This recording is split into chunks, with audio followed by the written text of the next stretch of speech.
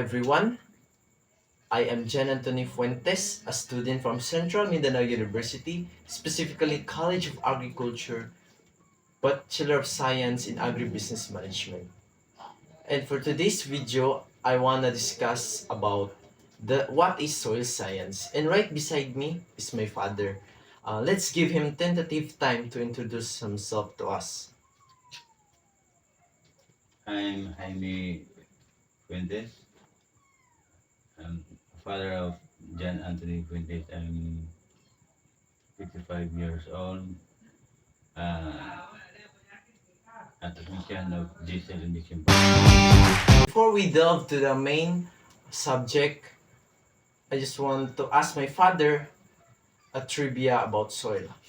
So, for you, father, what do you think is much larger rather, the soil or the water? Or unsa sa pamina nimo mas dako, ang yuta or ang tubig? Sa akong tanaw, wag dako ang tubig. Tubig. Why? Kay ang diago sa yuta, ang ilalom, tubig magudong kita na to, di ba? Hmm. So, kaya nga dako ang tubig, dako po ng dagat. Tubig hindi po dagat. O pero unsa may nasa ilalim sa tubig? Doon ang nasa ilalim sa tubig, yuta inyong kita. O, di ba? Mas dako ang yuta. But based on the data, 71% is the water and soil is 21%. Or 29% rather. Basis sa data or the land.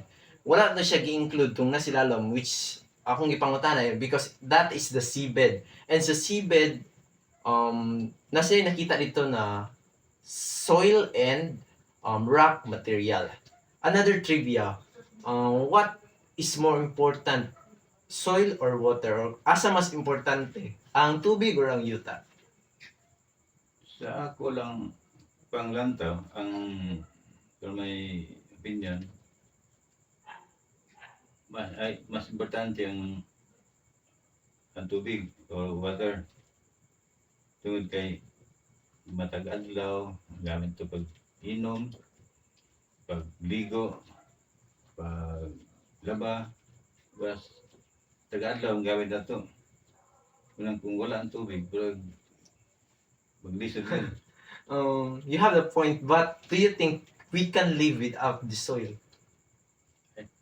Sa akong brag dili pod o maayo wala ko'y soil kay asang punta mong puyo pod o wala soil. Precisely. That was a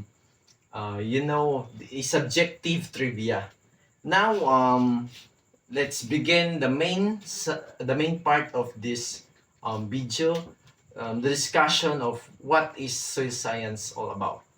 So basically, soil science, it is a science that deals with the study of the soil, specifically natural resources on the earth's surface. So di lang dyan nato maingon na kanang soil science study na sa yuta. Di ba?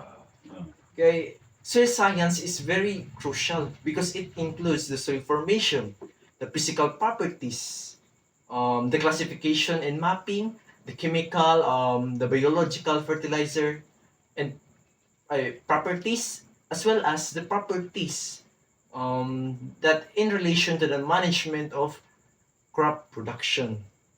So, di lang ito siya maingon na yuta-yuta. Kung siya, mura siya bird's eye view for the soil. I'm done explaining to you the soil science. Now, on the other hand, the soil. Soil is a dynamic natural body formed by weathering. Ang weathering is breaking down of the rocks and minerals on the surface on Earth.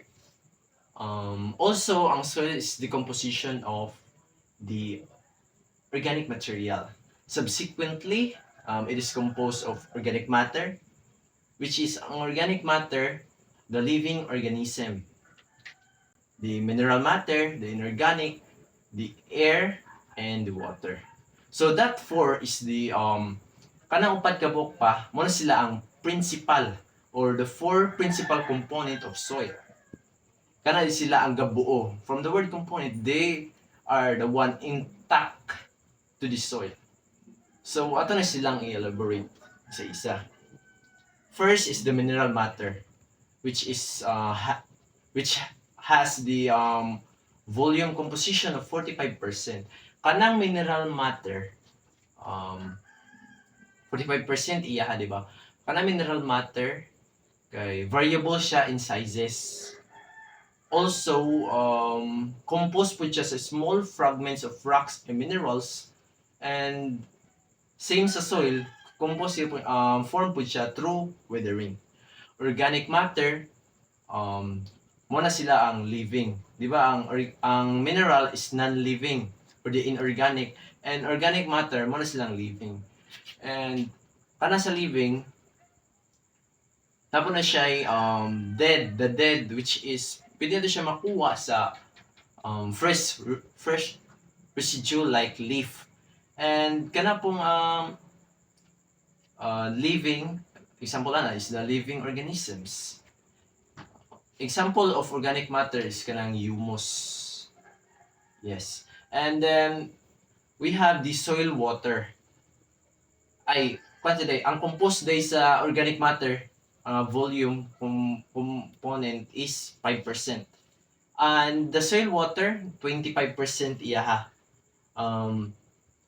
Ang soil water, muna siya, sa soil natin ginatawag na pore spaces. So, i-expound ito si mo. Sa soil water na pore spaces. Mga bangag ba? Pore. Same sa tuwang nawong natay pores. And dira sa mga bangag, dira siya mo sulod ang soil water dira sa mga bangag sa yuta.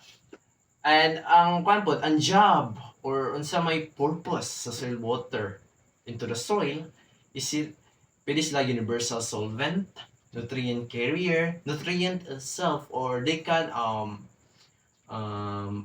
manage the temperature of the soil. Last but not the least, sa four principal components of soil is the soil air. 25% also, same sa soil water. Same gihapon sa soil water, sa pore spaces gihapon na sila gapundo.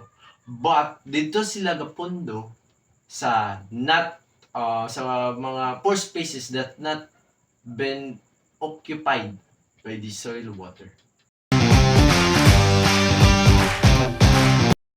Unsay nakoy pangutana, unsay Yes. gagamitan sa soil? Good question. Imong pangutana, sige, ate ko na. Imong pangutana, what is the uses or function of the soil? The function of use or uses of soil is very broad, very complex. But ang mahatag nga example si mo ha, it is a good and solid foundation. For example, sa kanang road, maghimog dalan, maghimog balay, building, because ang soil is there are one of the strong influence to the lifespan of the structure. I think that is napakailain pangutana. Wala na. I think that is the end of this discussion about soil science. Thank you everyone for watching. Once again, I am Jan Anthony Fuentes, a student from Central Mindanao University, saying that live your life to honor your purpose. Have a good day everyone. God bless.